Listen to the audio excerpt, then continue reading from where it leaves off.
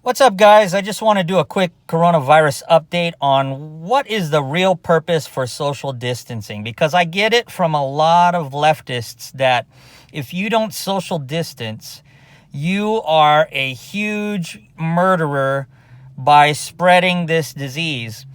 And the reality of what social distancing is it flattens the curve of infection. What does that mean? The curve of infection becomes much steeper and larger if we all herd together and we all spread the virus to each other very quickly. Now, this virus is going to get to us eventually anyway. It's like the flu. We don't all get it at once. It's spread out over time. But this virus is a little different than the flu in that it's highly contagious. So, it doesn't die off as easily as the flu when it's in the environment.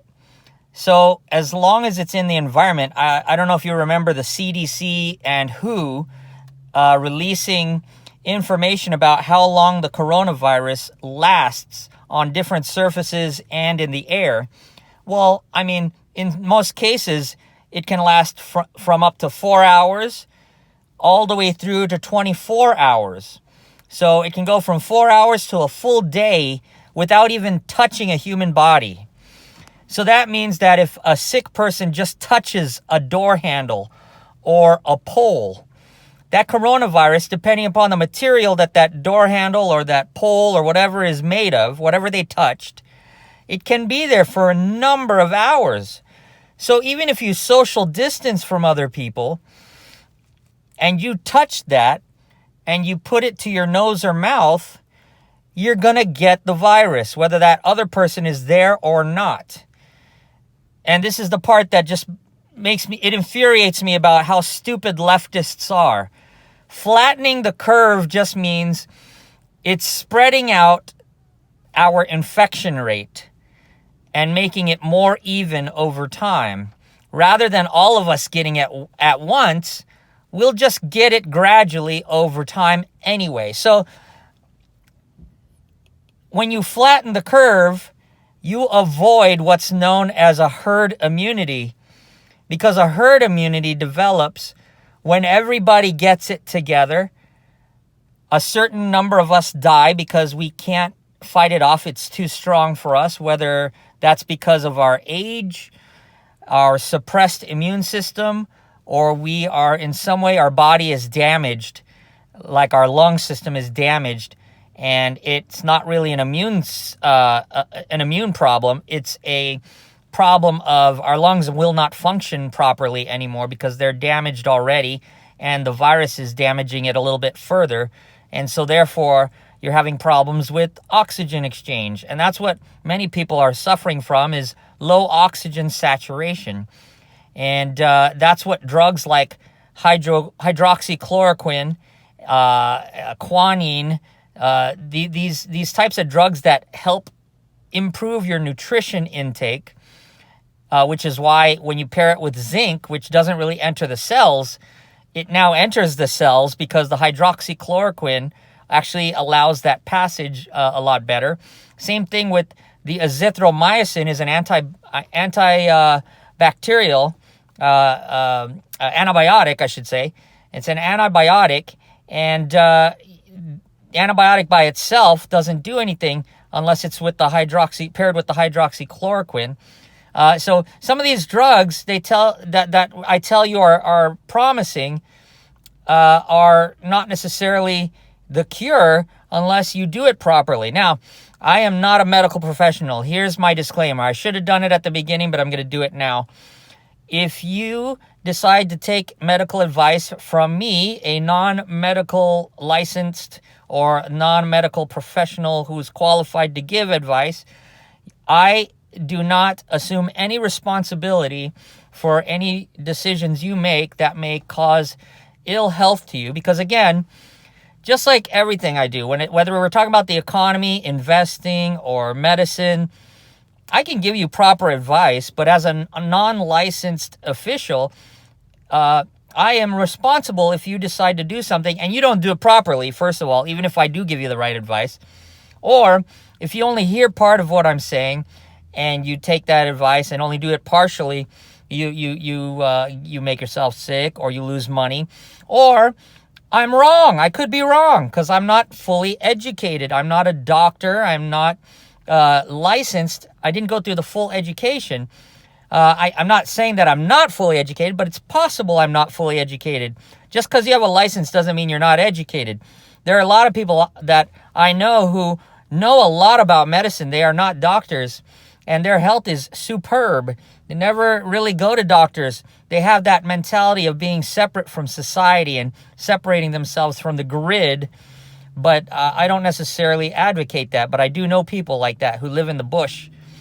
But at the same time, I am not that kind of person. And at the same time, I'm going to tell you what I've learned.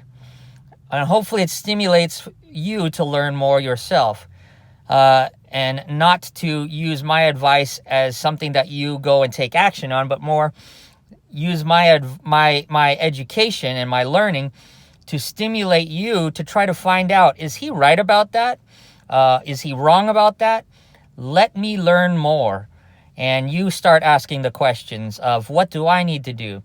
See, like, I take vitamins and I don't get sick. I think I've already had the coronavirus, honestly. I think I had it back from December through February, through the end of February. I've never been so sick in my life. My family had it. I thought my daughter was going to die because she's only 2 years old, and man, she had fevers constantly and problems breathing. And I had sore throats, fever, general malaise. I don't like to get people in my videos, but if it happens, it happens. Anyway, so like I said, social distancing is not a cure. It's just prolonging our infection. If you just get the herd immunity, if we all got it at once, whoever didn't die, we would develop antibodies and we would be immune from it. Some of us would develop antibodies, but the virus would mutate and you would get what's known as a second infection, a secondary infection, or a recurrence of coronavirus. It would be coronavirus, but it would be a slightly modified or mutated version of it because it's a little bit stronger. This is why vaccines, to me, are complete garbage. You can inject yourself with a vaccine of a certain virus, and it may mutate, and you may still get that virus. So you paid this money to get a vaccine, and it didn't do anything for you. You just wasted your money. Still got sick anyway. Honestly, people, vaccinations are more a tracking mechanism for government to track people. Did you get your shot? What time did you get your shot? That means you were at this location and you followed this direction, and we can track you. And even worse, eventually with nanotechnology and nano robots, they may eventually be able to, they already are able to inject microchips for tracking us for business. Just wait till they put an RFID that's real small in your bloodstream and they tell you it's a vaccine. And now whenever you go into a store, it's like Minority Report. If you haven't seen that movie, I recommend you see it. I'm not going to tell you the movie, but the character in the movie can get scanned. Characters in the movie can get scanned because they live in a society where biometrics allows them to be scanned everywhere. So there's no privacy. There's no reasonable expectation of privacy anymore because they're scanned everywhere they go. And so companies will market to them wherever they go. You just walk into a mall and it recognizes you are there and it starts to say out loud, "Hey, Christo Bear or Christopher, nice to see you here. Have you tried this product? We know you're low on it because we are connected to your home." You know, how would you love that if that kind of stuff is being announced publicly? You're in a mall with people around you, and companies are marketing to you like that. Or even a credit card company. "Hey, Christopher, you didn't pay your credit card bill today. Make sure you don't pay late ever again. We will offer you new terms, blah, blah, blah, blah," right? How would you like that kind of thing announced publicly while everyone's around you? Because there's no privacy anymore. And this is the issue of why conservatives don't like mandatory vaccination. They don't like vaccines at all. And it's not a matter of that we believe that they don't work. Well, that's part of it. There are some vaccines that work. The polio vaccine, I believe, worked, but it took a long time for it to develop through Jonas Salk. And so for a number of years, people had polio and were dying of it. And they practiced social distancing at that time and lockdowns for a number of years. I believe it was like 7 years they locked down people. And it didn't really work to get rid of the disease. So social distancing is not a way to get rid of the disease. I just want you to know that. So all you leftists that are like, hey, you shouldn't be outside anymore because you're going to spread the virus. I got news for you. The virus is spreading anyway. Your social distance doesn't stop that. It just takes away some of the routes by which it spreads. So it slows down the spread, but it does not stop it. Okay? It slows down the spread, but it does not stop it. So understand that. So, and at some point when we say we are at the peak of infection, that means we are all starting to develop herd immunity.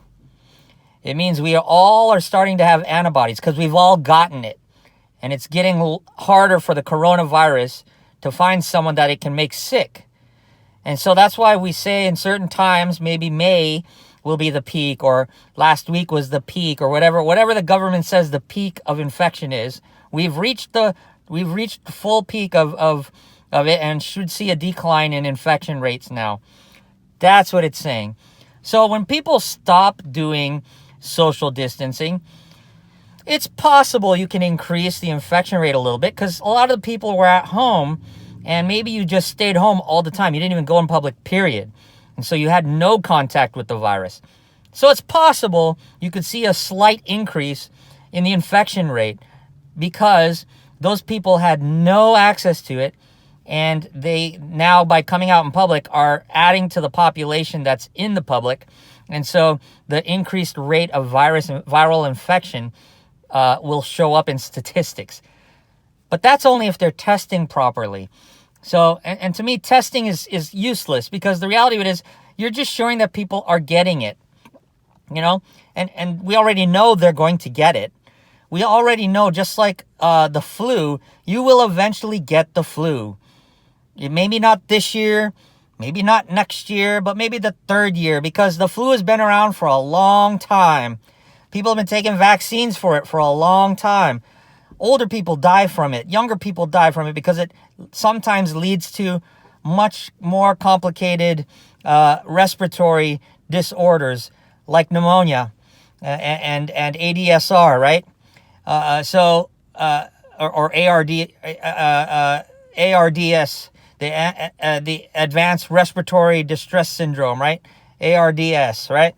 So I'm dyslexic, so sometimes I mix up letters, so I have to kind of say it out loud. So don't think I'm stupid. It's just that my mind jumbles up letters sometimes, so I have to kind of get it, think through. So I'm giving you information that you can go verify. If you don't believe that I'm correct, go verify it yourself. So at this point, I just want people to stop with the, hey, you should be in your house thing. Go in your house. Stop going outside. No, honestly, the better thing would be if we all go outside. Stop letting the government control our freedom by telling us that if we stay inside, this virus won't spread. That's garbage. We will all get it eventually. We will all get it eventually. Why? Because your postal clerk still comes to your house, even if you stay in your house forever. And you eventually go outside and you get the mail. How many of you guys disinfect the mail? You don't. So when a postal clerk is sick, they may not know they're sick. They may still be working because they're not showing signs. They may be touching your mail. They sneeze, a little bit of spittle gets on your envelope or your package, and they leave it out your front door. And because COVID-19, or not COVID-19, the NCOV, SARS-CoV-2 virus survives on the surface for up to 24 hours, depending upon what kind of material, again, 4 to 24 hours.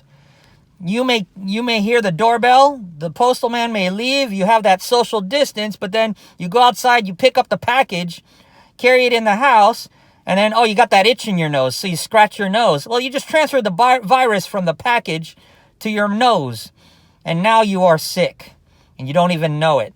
So this is the garbage of the leftist. I'm very sick of the leftists. They just kowtow, they just bow like slaves, like weak subordinates to the government. And they think the government's going to solve all their problems. Well, if that were the case, all the leftist governors wouldn't have had problems. But if you look where there are leftist governors, those are the states where you have the highest infection rates because they don't know the crap about what they're doing. And then they always like to talk like they do, and then they criticize the president, and then you dummies just go ahead and go, hey, the president's fault, because you can't think for yourself. You have to look to your leftist leaders to tell you how to think. I hope some of you are waking up, though, and going, you know what, why am I following these people? They're freaking wrong, and they're robbing us.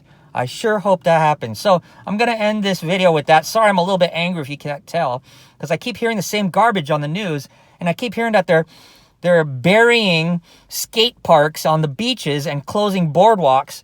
I mean, like that's going to stop the virus.